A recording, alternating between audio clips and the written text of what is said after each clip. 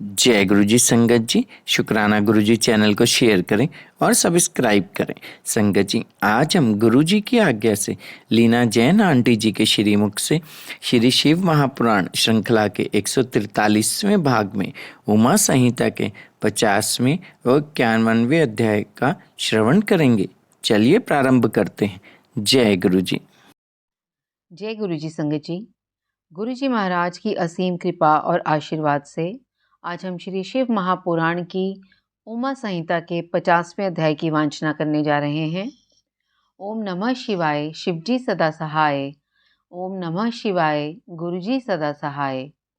देवी के द्वारा दुर्गमासुर का वध तथा उनके दुर्गा, शताक्षी, शकंभरी और भ्रामरी आदि नाम पड़ने का कारण। मुनियों ने कहा, महाप्राज्ञ सूत जी, हम सब लोग प्रतिदिन दुर्गा जी का चरित्र सुनना चाहते हैं, अतः आप और किसी अद्भुत लीला तत्व का हमारे समक्ष वर्णन कीजिए। सर्वज्ञ शिरोमणि सूत, आपके मुखारविंद से नाना प्रकार की सुधा सदृश मधुर कथाएं सुनते सुनते हमारा मन कभी तृप्त नहीं होता। सूत जी बोले, मुनियों, दुर्गम नाम से विख्यात एक असुर था जो रुरु का महाबलवान पुत्र था।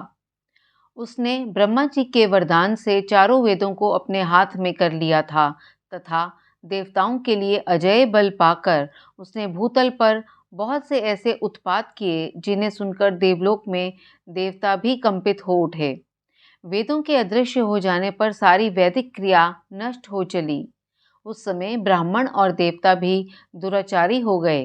न कहीं दान होता था, न अत्यंत उग्र तप किया जाता था, न यज्ञ होता था और न होम ही किया जाता था। इसका परिणाम ये हुआ कि पृथ्वी पर 100 वर्षों तक के लिए वर्षा बंद हो गई। तीनों लोकों में हाहाकार मच गया। सब लोग दुखी हो गए।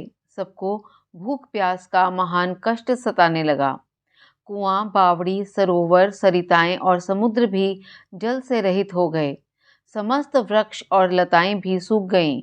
इससे समस्त प्रजाओं के चित्त में बड़ी दीनता आ गई। उनके महान दुख को देखकर सब देवता महेश्वरी योग माया की शरण में गए। देवताओं ने कहा, महामाये, अपनी सारी प्रजा की रक्षा करो। अपने क्रोध को रोको, अन्यथा सब लोग निश्चय ही नष्ट हो जाएंगे।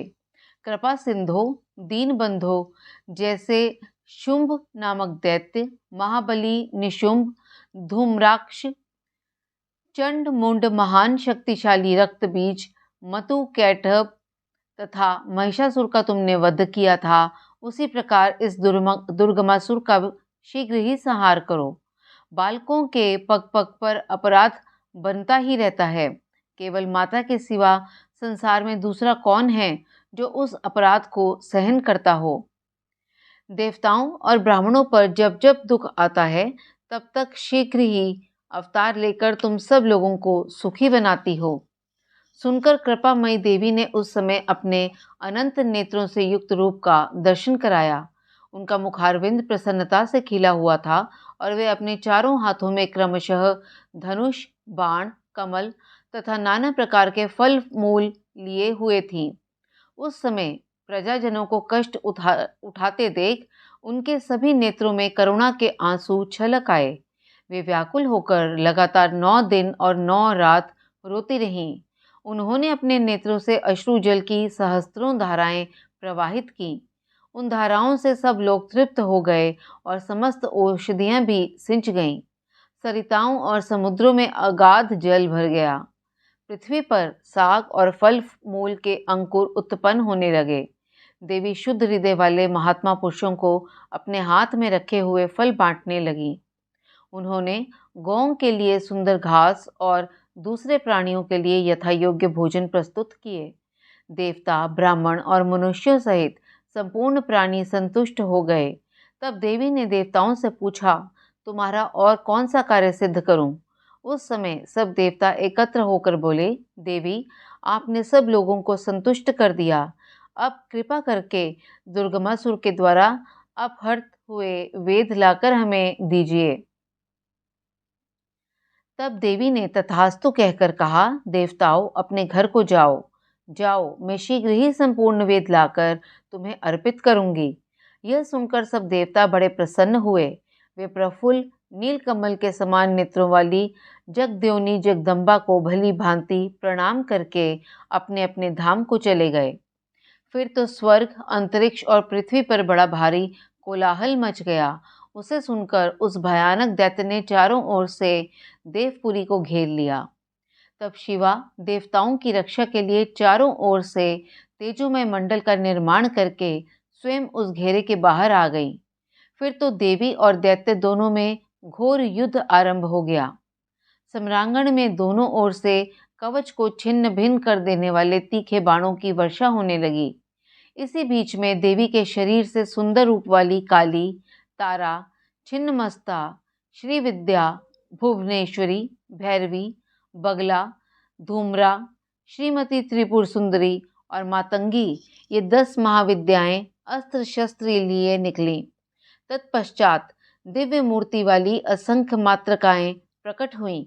उन सब ने अपने मस्तक पर चंद्रमा का मुकुट धारण कर रखा था और वे सब की सब विद्युत के समान दीप्तिमती दिखाई देती थीं। इसके बाद उन मातृगणों के साथ दैत्यों का भयंकर युद्ध आरंभ हुआ। उन सब ने मिलकर उस रौरव अथवा दुर्गम दैत्य की 100 अक्षौहिणी सेनाएं नष्ट कर दी। इसके बाद देवी ने त्रिशूल की धार से उस दुर्गम दैत्य को मार डाला। वह दैत्य जड़ से खोदे गए वृक्ष की भांति पृथ्वी पर गिर पड़ा। इस प्रकार ईश्वरी ने उस समय दुर्गमासुर नामक दैत्य को मारकर चारों वेद वापस ले देवताओं को दे दिए।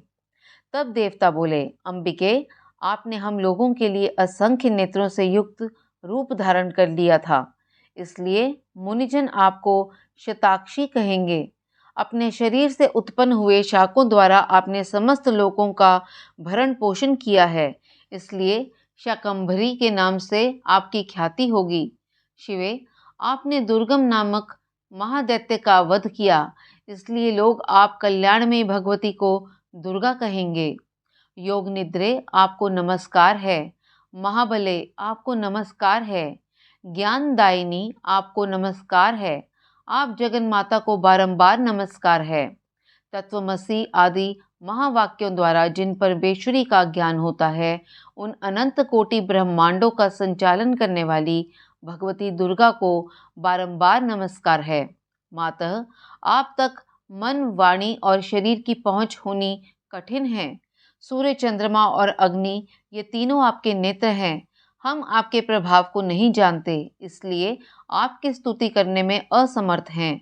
सुरेश्वरी माता शताक्षी को छोड़कर दूसरा कौन है जो हम जैसे अमरों पर दृष्टिपात करके ऐसी दया करे। देवी, आपको सदा ऐसा ही यत्न करना चाहिए जिससे तीनों लोक निरंतर विघ्न बाधाओं से तिरस्कृत न हों। आप हमारे शत्रुओं का नाश करती रहें।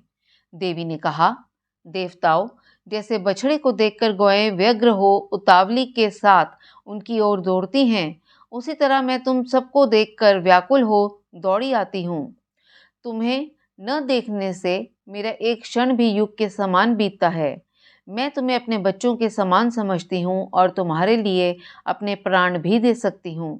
तुम लोग मेरे प्रति भक्ति भाव से सुशोभित हो, अतः तुम्हें कोई भी चिंता नहीं करनी चाहिए। मैं तुम्हारी सारी आपत्तियों का निवारण करने के लिए सदैव उद्यत हूँ।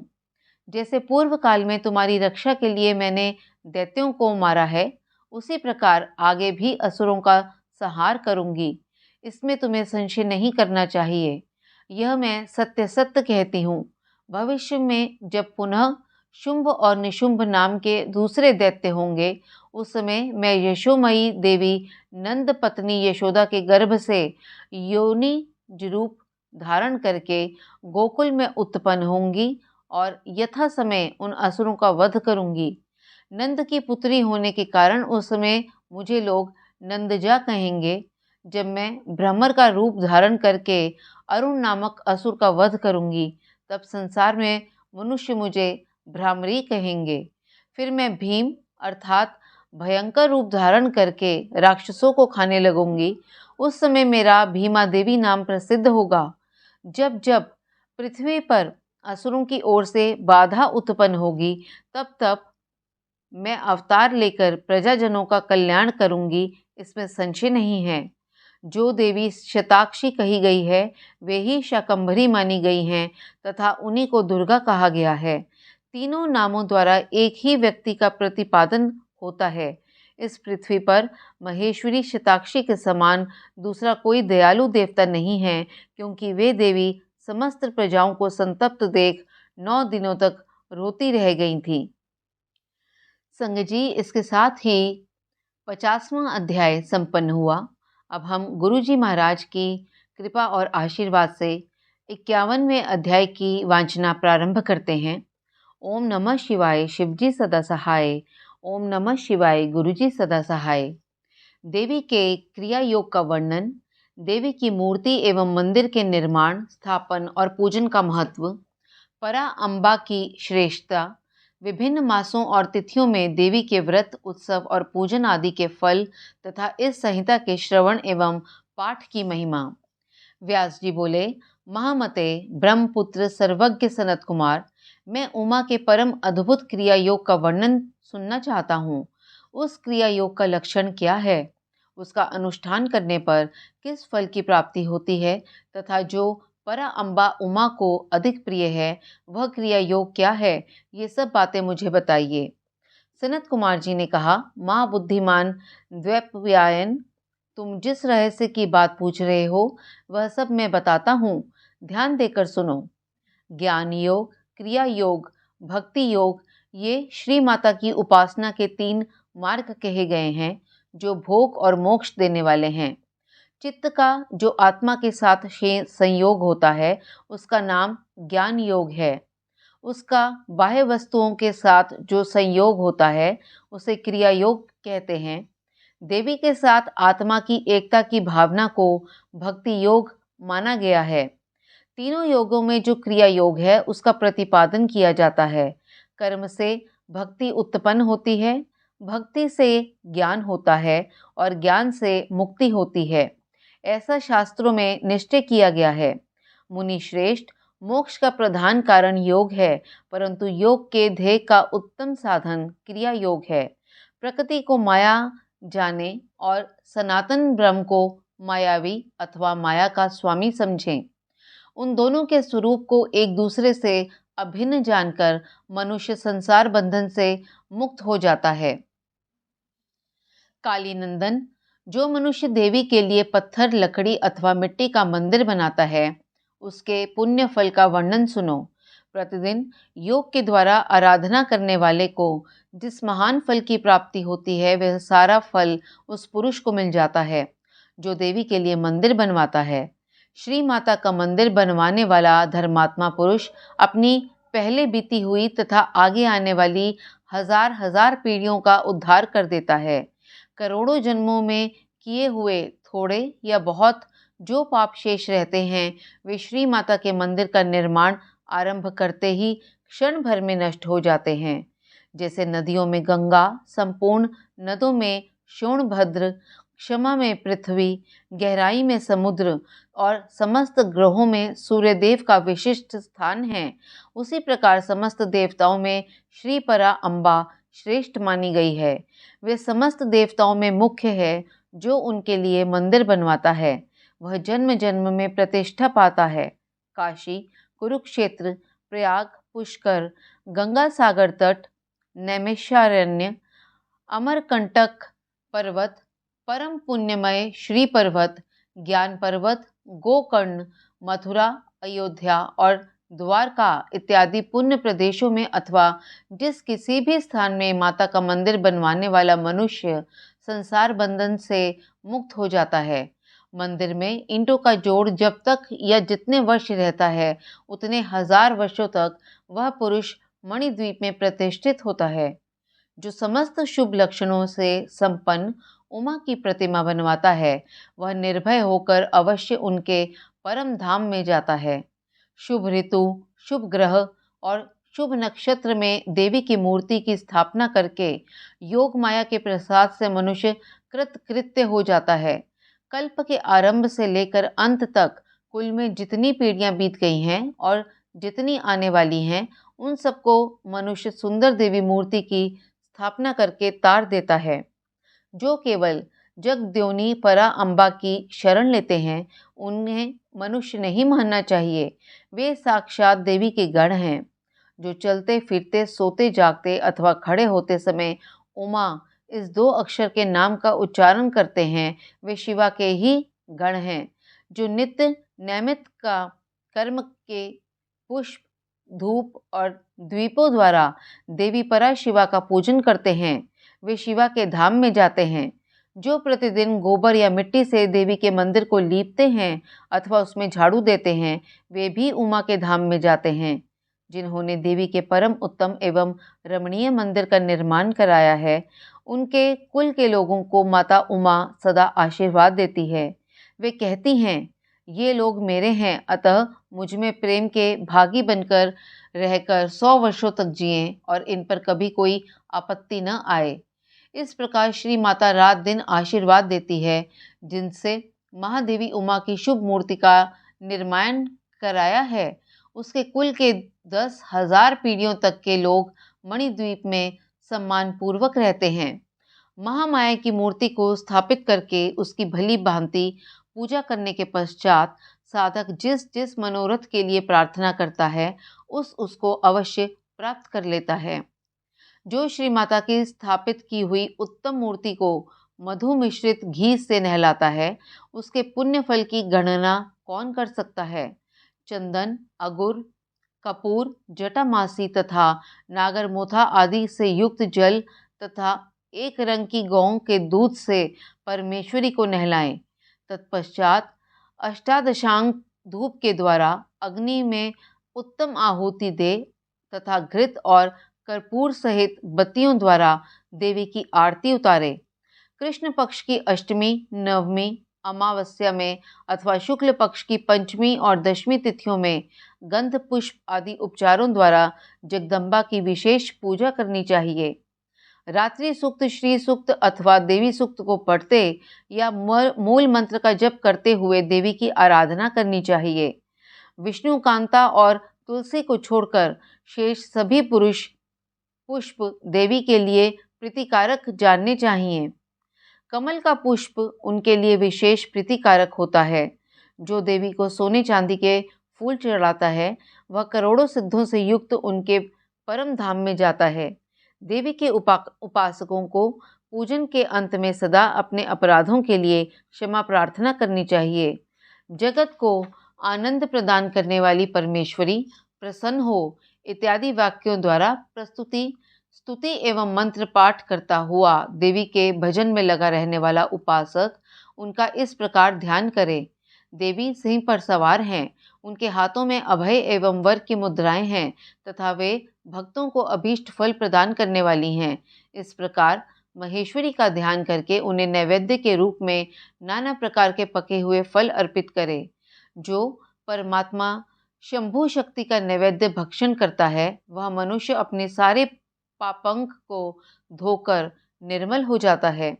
जो चैत्र शुक्ला तृतीया को भवानी की प्रसन्नता के लिए व्रत करता है, वह जन्म मरण के बंधन से मुक्त हो परम पद को प्राप्त होता है।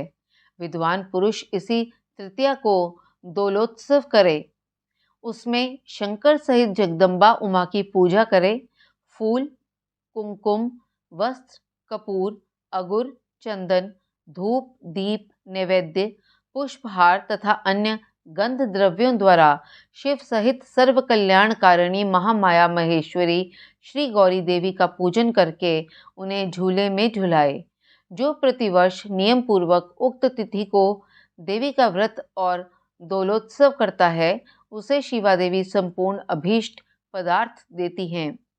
वैशाख मास के शुक्ल पक्ष में जो अक्षय तृतीया तिथि आती है, उसमें आलस्य रहित हो जो जगदम्बा का व्रत करता है तथा बेला, मालती, चंपा, जपा अर्थात अड़ुल, बंदूक अर्थात दुपहरिया और कमल के फूलों से शंकर सहित गौरी देवी की पूजा करता है, वह करोड़ों जन्मों में किए गए मानसिक, वाचिक और शारीरिक पापों का नाश करके धर्म, अर्थ, काम और मोक्ष इन चारों पुरुषार्थों को अक्षय रूप में प्राप्त करता है। ज्येष्ठ शुक्ला तृतीया को व्रत करके जो अत्यंत प्रसन्नता के साथ महेश्वरी का पूजन करता है, उसके लिए कुछ भी असाध्य नहीं होता। आषाढ़ के शुक्ल पक्ष की तृतीया को अपने वैभव के अनुसार रथोत्सव करे। यह उत्सव देवी को अत्यंत प्रिय है। पृथ्वी को रथ समझे, चंद्रमा और सूर्य को उसके पहिए जाने, वेदों को घोड़े और ब्रह्मा जी को सारथी माने। इस भावना से मणि जटित रथ की कल्पना करके उसे पुष्प मालाओं से सुशोभित करे। फिर उसके भीतर शिवा देवी को विराजमान करे। तत्पश्चात बुद्धिमान पुरुष यह भावना करे कि परा अम्बा उमा देवी संपूर्ण जगत की रक्षा के लिए उसकी देखभाल करने के निमित्त रथ के भीतर बैठी है। जब रथ धीरे धीरे चले तब जय जयकार करते हुए प्रार्थना करे, देवी दीन वत्सले, हम आपकी शरण में आए हैं, आप हमारी रक्षा कीजिए। पाहि देवी जनान समान प्रपन्नान दीन वत्सले। इन वाक्यों द्वारा देवी को संतुष्ट करे और यात्रा के समय नाना प्रकार के बाजे बजवाए। ग्राम या नगर की सीमा के अंत तक रथ को ले जाकर वहां उस रथ पर देवी की पूजा करे और नाना प्रकार के स्तोत्रों से उनकी स्तुति करके फिर उन्हें वहां से अपने घर ले आए। तदंतर सैकड़ों बार प्रणाम करके जगदम्बा से प्रार्थना करे। जो विद्वान इस प्रकार देवी का पूजन, व्रत एवं रथोत्सव करता है, वह इस लोक में संपूर्ण भोगों का उपभोग करके अंत में देवी के धाम को जाता है। श्रावण और भाद्रपद मास की शुक्ला तृतीया को जो विधि पूर्वक अम्बा का व्रत और पूजन करता है, वह इस लोक में पुत्र पौत्र एवं धन आदि से संपन्न होकर सुख भोगता है तथा अंत में सब लोकों से ऊपर विराजमान उमा लोक में जाता है। आश्विन मास के शुक्ल पक्ष में नवरात्र व्रत करना चाहिए। उसके करने पर संपूर्ण कामनाएं सिद्ध हो ही जाती हैं, इसमें संशय नहीं है। इस नवरात्र व्रत के प्रभाव का वर्णन करने में चतुरानन ब्रह्मा, पंचानन महादेव तथा षडानन कार्तिकेय भी समर्थ नहीं है, फिर दूसरा कौन समर्थ हो सकता है।